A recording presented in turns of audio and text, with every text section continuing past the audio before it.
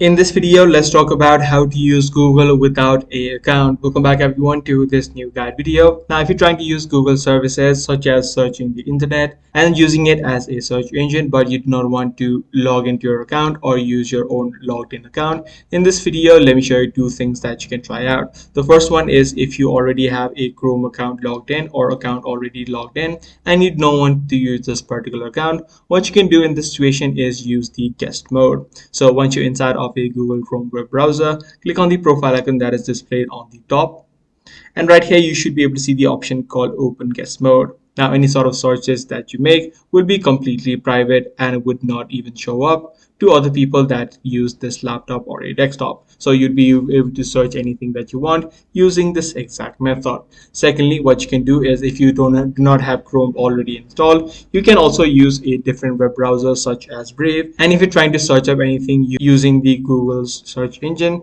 what you need to do is head over to google.com, and any search that you make from here on is going to be made through Google. So these are the two exact steps that you can follow in order to use Google without having an account. I do hope this guide video was helpful to you. If it was, be sure to subscribe. I'm going to see you in the next one.